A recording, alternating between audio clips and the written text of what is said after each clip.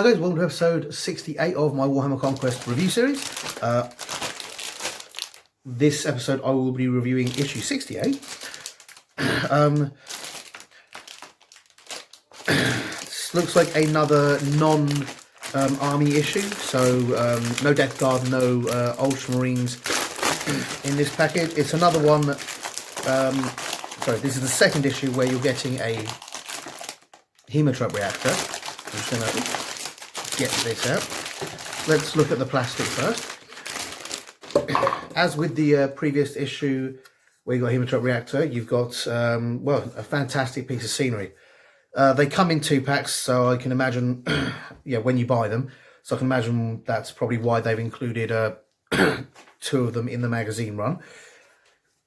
Also, I guess it helps them pad the numbers a bit. It's a fantastically detailed piece of scenery. It is one of the newer pieces of scenery. It is also fairly solid. You can see the plastic's reasonably thick, and the way it's built is going to hold together quite well and take a lot of knocking about, which is one of the good things about scenery. A lot of the older scenery was designed to look, was designed primarily to look nice or be cheap to make, because it was really considered a secondary product. GW have really upped their scenery game. They're making some of the best scenery around. It is very much obviously themed after their games, which is what you would expect. But if you want more generic scenery, you can easily make stuff, and you can cover up or remove a lot of the bits and pieces. Perhaps not quite so much with the Hematruck reactor having the big kind of semi-mechanicum skull that it does there.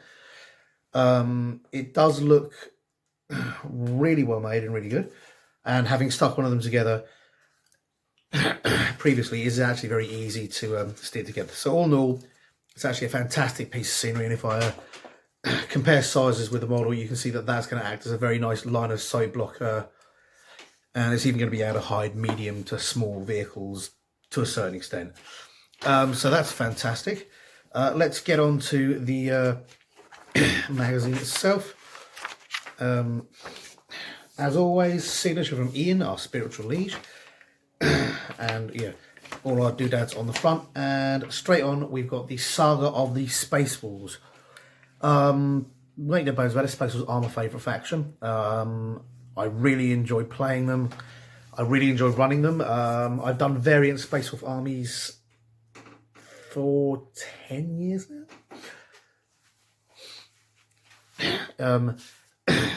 And still, they're by far my favourite. Little piece of advice for anybody building armies there. It is a very sort of common thing to chase whatever the newest or coolest army is, and as long as that brings you joy, that's fine. But if you've got limited money, it can actually be worthwhile just picking an army that you really like and focusing on that army, because as they change things and bring things out, it gives you a certain level of future-proofing.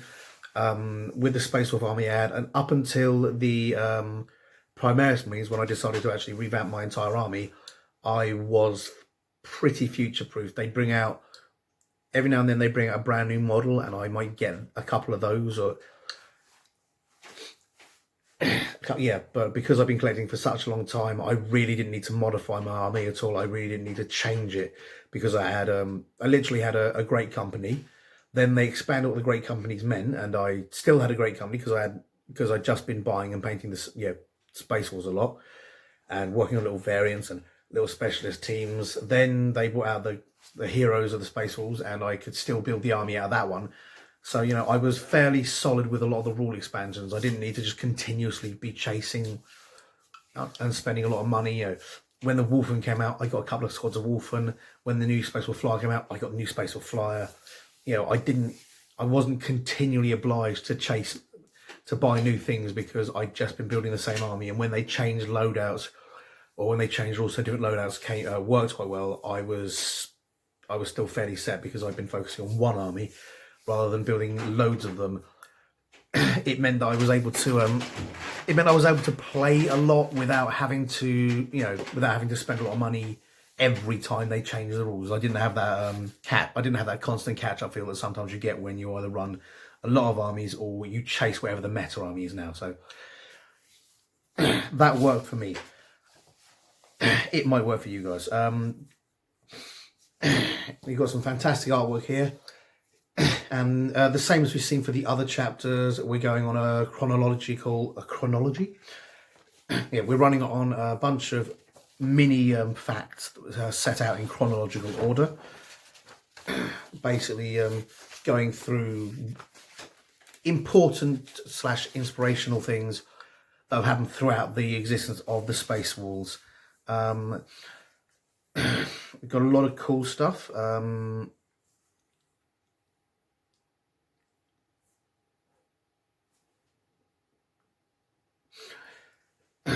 Loads of nifty stuff there, including their involvement in the War for Armageddon. Yeah, the Avenging of Beric Thunderfist and the Kraken Awakes, which is pretty cool. Yeah. The Kraken Awakes stuff is interesting, and it ties in with a theory that might or might not be true, that the Space Wolf homeworld is actually infested with Tyranids. They've got so many weird tentacle creatures in the oceans that there is a theory that a splinter of a hive fleet got there, and basically there's Tyranid bioforms in their oceans, and that's what they are, and that's why they're so weird and different and freaky, which is an interesting idea.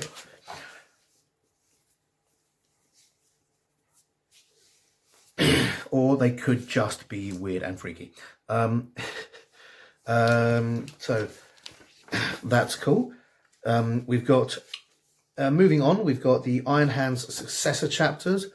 Iron Hands are another founding, another of the first founding chapters.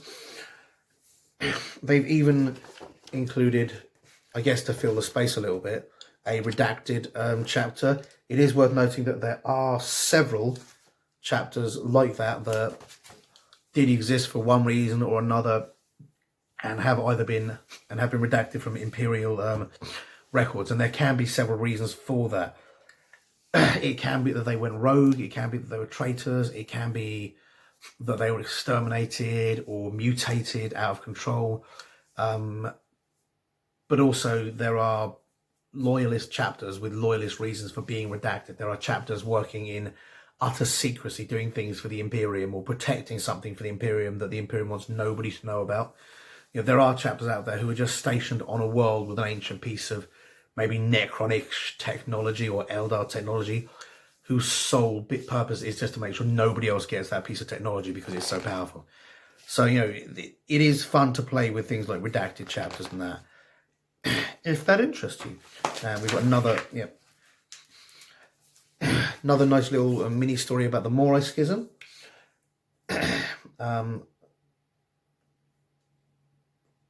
Which is cool. And then the Sons of Medusa, who were produced in the Morai Schism. Basically, there was a split in the Iron Hands. Some of them went one way, some of them went the other. Some remained the Iron Hands. Little subpoint, it's believed that the Sons of Medusa were the founders for the Caradon chapter, which is the Space Sharks chapter. So that's an interesting thing.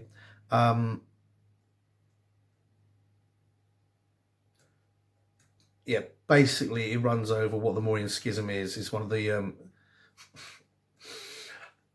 here you go. He goes, the strife began when 3 techno misfits found a small shift in Forge World Moria's data stream. From this brief event, they calculated the prediction of a terrible apocalypse to come. By the time the heresy was noticed by the Inquisition, it had already spread through computer systems of Moria, like a technoplague. The Moria cult called upon members of the Adeptus Astartes to rise up against the rule of Mars and form a new imperial cult by merging with the ecclesiarchy. It goes on, Moria was destroyed, but some of the Iron Hand clan, notably Raku, rejected the heretical. Well, some of them, mostly Raku, rejected the heretical beliefs. Many others were fully converted to the Morian creed.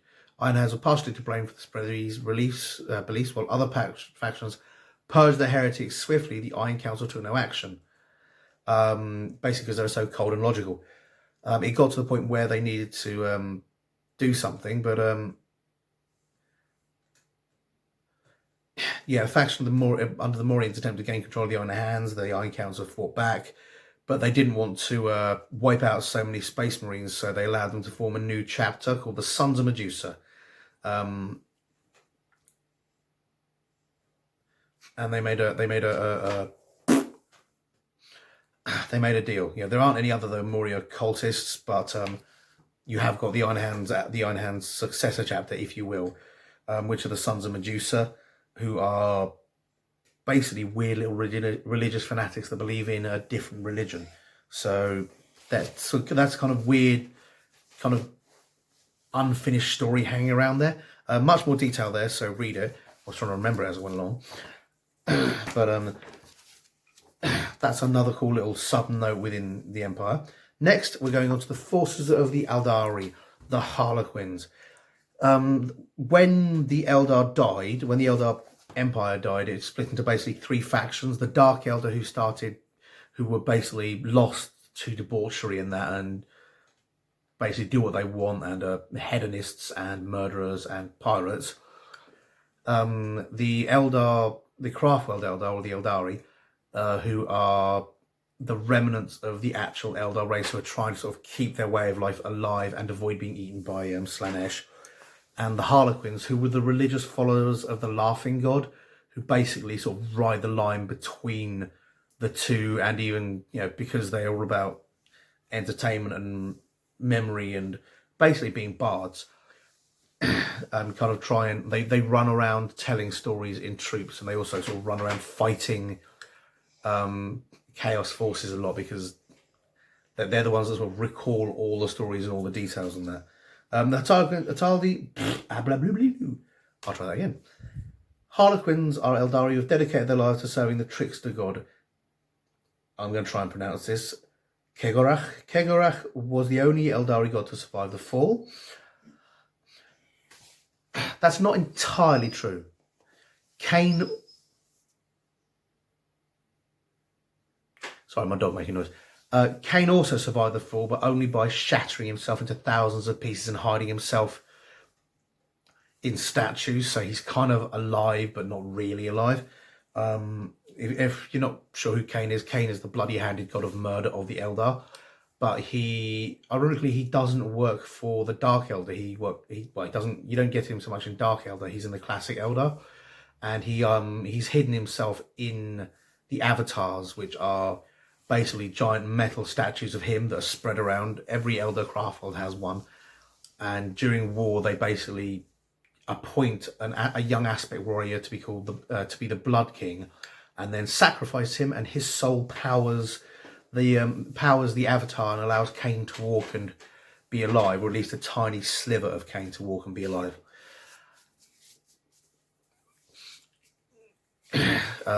And go to war for the Eldar, so that's pretty cool.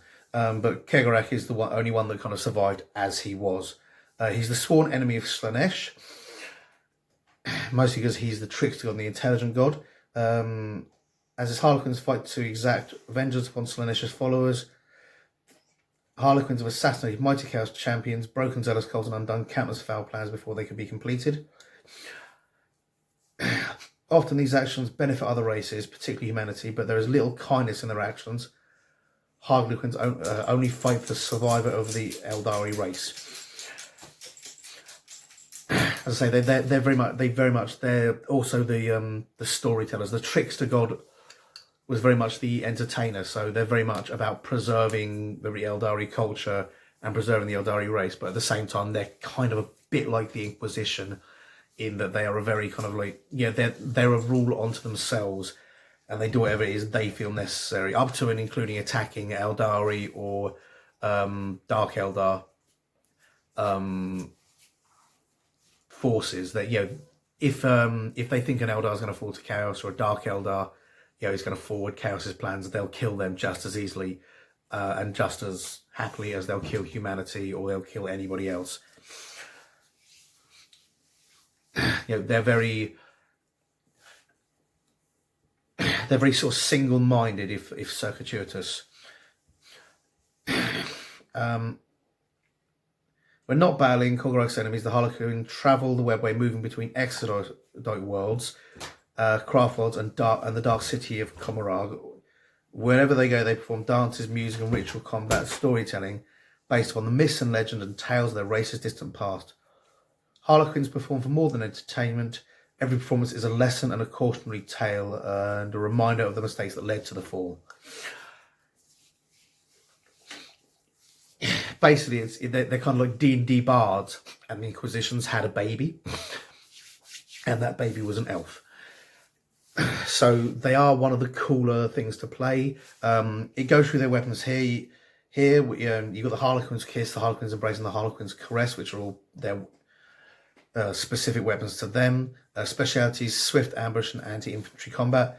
I think my favourite there is the Harlequin Kiss, because it's basically like a kilometre or so of monofilament fibre. Monomolecular filament, sorry.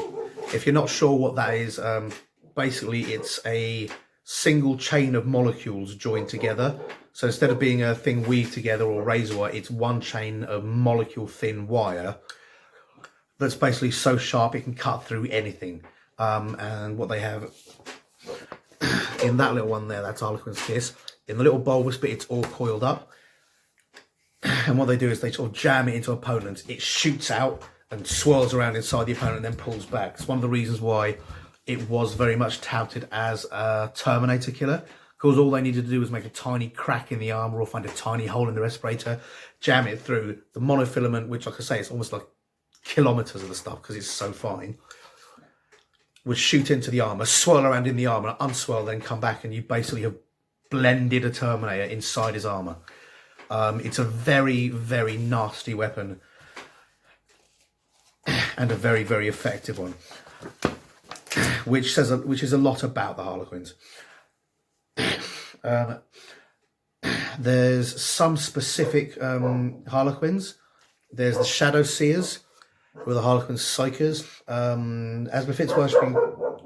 Bear with me, I've just got to pause the video. Sorry, my dog, who's still a puppy, is actually small enough to get out of the cat flap, so she gets out, but she can't get back in. Get in! Bed! Bed! Come on, Sif. Go to bed. Or stay here and get my socks slightly down because you've been rolling the wire. Ooh, baby. Yeah, they use trickery to defeat their enemies, turning their foes' senses against them. During a performance, they play the role of fate. You've got the Death Jesters, who are effectively the Harlequins' heavy weapons support. Most of the other Harlequins leap about and thus have to have kind of light and so kind of short range weaponry to allow for mobility. Get in. But the Death Jesters are, they carry the heavy weapons of the Harlequins, shaped into size. Death Jesters are grim-looking warriors who wear skeletal masks. They dress in black and white and play the role of death in Harlequin performances. They use shrieker cannons. These weapons fire blades loaded with gene toxins. Victim bodies react violently to these toxins and explode in a shower of gore. So they're pretty cool. And you've got the Solitaire, who is probably one of the most important parts of the Harlequins. As the name suggests, Solitaires are loner by nature. They lurk in the midst of their Eldari kin, occasionally joining a mask before a battle or a performance. The Solitaire plays the role of Slanesh, a role that commands fear and respect. Each Solitaire treads a path of damnation and knows that their soul is destined to be devoured upon their death. So you only get one Solitaire. You might get multiple Shadow Seers and multiple Death Jesters. But as the name suggests, you kind of get one, at least in theory, one Solitaire to a Harlequin troop. And they basically play the bad guy. They're very powerful, but it means they are going to be eaten when they die. The Black Library. You may have heard the term, the Black Library. It is what GW calls its printing wing, but it comes from something in their world background, and there was a Black Library in the background well before there was a Black Library printing actual things. The Black Library is a secret Eldari craft world that lies deep within the web bay. Its exact location is known only to a few privileged members of the Eldari race. It is overseen by a group of Farseers known as the Black Council. The Black Council are dedicated to gathering and projecting the combined knowledge of the Eldari and looking after the interests of their entire race. It's worth noting, they promote the interest and they manipulate things. They are not a central authority, although they could probably summon a lot of Eldari if they chose. The most sought after information contained in the Black Library includes the Eldari's impressive knowledge of the Warp and the Webway, as well as mounds of books scrolls filled with forbidden lore about the Dark Chaos Gods. There have been several attempts, including by Araman the Black, to get access to the Black Library. If it's basically a pool of all the knowledge in the universe held by the oldest race in, well, not the oldest race now the Necrons are about, but what was the oldest race in the universe, and what they know about chaos and things like that could make any chaos sorcerer or any imperial governor or any war boss powerful enough to rule the galaxy, in theory. The Eldari don't do it because they don't have the numbers to actually do anything with it. And also because a lot of it would require them doing things that they don't want to do, because that's what led to the fall of their civilization in the first place. Protecting dangerous knowledge is of the utmost importance, for if it should fall into the wrong hands, great harm could result. Fortunately, the Harlequins act as protectors of the Black Library, ensuring that knowledge of its existence is limited. They literally assassinate people that find out about it. And the access is restricted to those who are worthy. Again, the Webway is a complex thing. There are lots of ways onto it, including even one supposedly in the Imperial Palace that the Emperor was trying to control. And if you find access to the Webway, you could theoretically make your way to the Black Library. So they often protect the remnants of the Webway, or kill anybody using it who gets close enough, who starts going near the Black Library. For those who are not familiar, the Webway is basically, if you're familiar with Stargate or wormholes, it's basically like that. There are big doors that open and you walk in one end and you walk along the Webway for a little bit and you come out on another world. It's quicker, faster and more efficient, and it can be used to transport a few people or even hundreds of troops. One of the Emperor's plans was to get a hold of the Webway, and that way he could just, instead of having to keep tens of thousands of troops everywhere and constantly having to run around the universe, he could just maintain troops at critical points, and they could react and respond and defend the Imperium much more easily.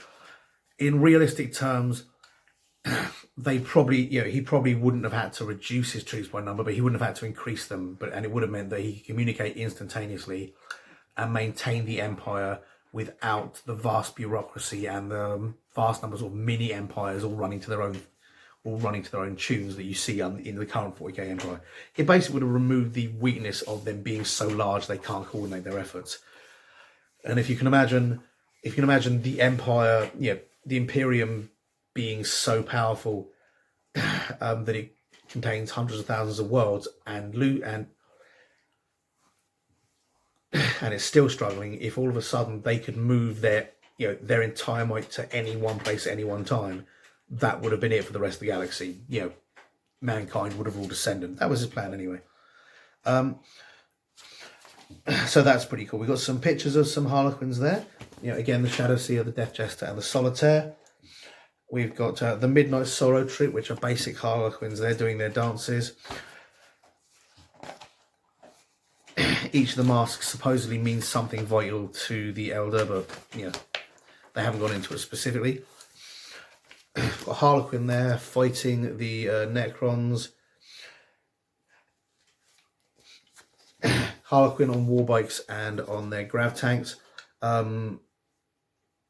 which is pretty cool. So, and then we've got more Harlequins at the bottom, this time fighting what looks like Imperial fists. Next, we've got a nice piece on the Silver Templars, Lieutenant Keltos.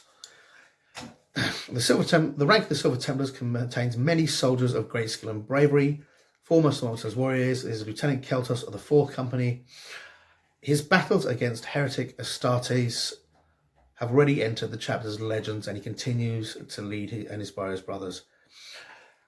It goes on to say he's amongst the first Space Marine, amongst the first Primaris. He was in the Indominus Crusade and a lot of other cool stuff about this dude. Basically, this guy is a Primaris hero for the Silver Templars. they are gradually bringing out more Primaris heroes and more lieutenants. So I guess they have to justify all those lieutenant models by giving you some heroes to work with them. Yeah, so there you go. He's a pretty cool guy. Mercy, the personal power sword of Keltos. Come here. Yep. It goes through what the sword is. It describes the Fourth Company. All the newly founded Silver Templar companies saw heavy fighting during the early stage of the Dominus Crusade. The Fourth Company, however, had the dubious honour of clashing blades with the Heretic Astartes on more than more occasions than any of their fellow battle companies. That they are famed for their battle with the Black Legion and the Death Guard. So that's pretty cool. Looks like that's a pretty hench company. There's loads of cool stuff on there, so totally read that one. Then we've got the instructions on how to build the Hemotrap reactor. There were instructions on how to build the previous one, so I'd imagine they're the same. And obviously, the important part of Clipper safety, so nobody loses an arm. More instructions on build there. Their advice on a paint scheme. It's basically silver painted over with non-oil. So that's pretty cool. Yeah. Continuing on how they're going to paint it. It is worth noting that things like silver with non-oil or black dry brushed up are very easy ways of speed painting because you don't have to do too much work on the majority of the model. They've got some more stuff, how to do the skull, and how to do all the details, and then how to add some blue, some power symbols into there. It is a good idea when doing that to have some of the color you originally used, because that way you can paint back up. With a lot of the models, and even to a certain extent this, sometimes you can find that with some of the awkward to reach bits, you want to paint those bits before you paint the main body, or before you after you paint the main body, paint the main body. But sometimes before you add washes and other textures, sometimes you have to do it afterwards. You kind of got to decide that. But yeah, if you paint them and are careful about the washes, you can then sort of like paint the inside bit, then paint over it without having to re-go over it with just a plain flat color. With some of the small bits like the grates there, going over doesn't matter. It just looks like it's glowing, but you can go back over the silver if you want, and then carefully add some non-oil if you want to try and make it more precise and give it a more give it a more defined look if you don't like the messy paint look. So that's pretty cool. You got the mission briefing for Plasma Overlord. Plasma Overlord. That sounds like Plasma Overlord, the worst character ever. He blows up on ones. Plasma Overlord. It gives you a basic story, basically inspirational stuff for the mission. You've then got the mission here, which uses 2 of the Hemotrap reactors. They're going with some diagonal deployment zones. I think this is the first time we've used it. They've gone for a lot of specific deployment zones, but most games tend to run in one of 3 deployment zones, which is end to end, side to side, or diagonal. So this is the first time they've used what you'll probably see as quite a common deployment pattern of the diagonal one. You're using all 3 mats. The forces you're bringing in are power rating 40 and 3 command points for Death Guard and Space Marine. Again, you've got open forces here, so you can build whatever you want. Worth noting, there is a side rule, which I don't think they mentioned here, which a lot of people run to, which is your army list is open knowledge, which basically means you write the army list down and your opponent can ask to see your army list at any time, and you show it to him at the beginning of the game at least. In a lot of tournaments, you're required to bring 2 copies of the army list, one for you, one for your opponent. This is basically to make sure that you don't cheat either deliberately or accidentally. It's not uncommon for people to proxy models and then make mistakes and things like that. It's not uncommon to unpack 4 squads when you're only using 3. If every other game you've used 4 and this game you're using 3 and something else. These are fairly common mistakes. You picking the wrong character because you always use that character, but this game you've changed, and you forget. These are all common sort of like mistakes that people make that aren't intentional cheating. They're just accidents, and sharing the list helps this. And you do get people who will cheat. Ideally, don't play them again. If you find someone who's cheated, but this is making the lists sort of open knowledge that anyone can look at any time is just considered a fair and reasonable way of making sure your opponent knows exactly what you've got, and making sure that everything's sportsmanlike and there's no cheating. As I say, either deliberate or accidental. As I say, the other thing can be people use substitutes or counts as they go. Oh, well, this is this. For example, I'm going to show off my squad again because I love my little squad guy. I've got these guys which I'm making as a squat army. There is no squat army, so I'm going to be using them as counts as models. At the moment, because I've got the Space Wolf Codex, I'm going to be using them a lot as counts as Space Wolves. I may be transferring over Standard Marines or Imperial Guard. I build them in such a way I'm building them in such a way as I can. But sharing this also enables you to do that, because you can then sort of your opponent can then see what you've got and what counts as what and things like that. So it's just a common and courteous thing to do. And by doing it all the time, you don't have to sit there and go, well, I want to see your list, so I think you're cheating. And therefore avoid some awkward moments. The deployment. Players roll off, the winner chooses the deployment zone. Players then alternate deploying their units, starting with the player who chose their deployment zone. After all units have been deployed, the player who finishes setting up their army first can choose to take the first or second turn. Basically, you take turns, and then whoever's got more troops in their army will take longer. So whoever's got less units gets to choose first, because whoever's got more troops will get more activations of their troops, will allow them to do more things and more cool stuff, and that's nifty. So it counterbalances that. Both players gain 3 victory points for each objective they control at the end of the game. The first player to eliminate an enemy unit, 1 victory point. Enemy warlord slain, 1 victory point, and the game lasts for 5 rounds. So that's a pretty standard game. Should be reasonably fun to play. You will find that 90% of games play like that. That's why the missions that in these ones that you got the earlier stuff where you've got specific troops and specific objectives are actually a lot of fun, because they change everything from the norm.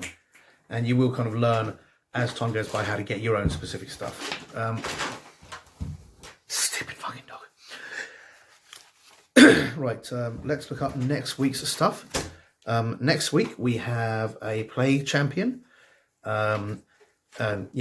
looks pretty cool, as you can see. I will be covering Plague Marine Champion, Discover the Astra Militarum, which is the Imperial Guard, and the Indominus Crusade. The week after that, issue 70, we've got more paints.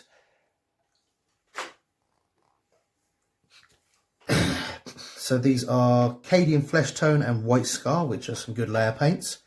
Doesn't look like it's going to cover cost of the magazine on that one, but still, they're useful paints to have, and the magazine itself is cool. That's going to cover, obviously, Cadian Flesh Tone and White Scar. Hierarchy of the Imperium, and using Battle-Forged armies. Battle-Forged armies are armies that all come from the same list. There are advantages to doing that, and there are disadvantages. I've just got to let my dog in again. And I'm back. Sorry, guys. There are, as I say, Battle-Forged armies, there are several advantages to using them. There are several advantages to not using them. I'll cover that in the in issue 70, as I'm sure issue 70 will also cover that. Looking at this issue price-wise, it costs $27.50 to get 2 of these hemotropes. So you're looking at £13.75 each,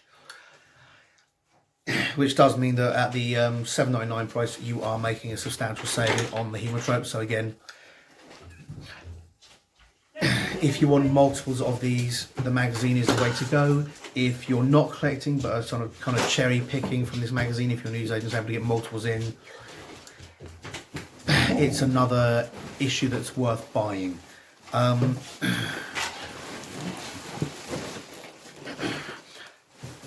Right, doing a right. We've got competition. I've done the roll, and we've got this ancient, which is going to Christopher Gibson. I rolled a new 1 mate. As always, my email address is wargamerdaduk@gmail.com, and I know I've sent you stuff before, definitely, but again, I don't keep the addresses just for personal data protection reasons. I bin them once I've used them. So email me your address again, mate, and you'll get sent this. I'll try and post you in PM you in the messages as well. And to the guy Total R Soul, which is a great YouTube name. This is going to be the last shout out. This is going to go up for winning at the end of next week's video if you don't send me an address and claim it, mate. Which is fair enough, dude. It's all up to you, mate. Okie dokie. Hope you guys enjoyed that, and I will see you next week. Bye bye. Hi guys, hope you enjoyed that video, and if you did, remember to like and subscribe to my channel. I'm also on Facebook and Twitter. Not sure why, but I am. So if you like it, see me there, and please tell your friends. Thanks very much. Bye.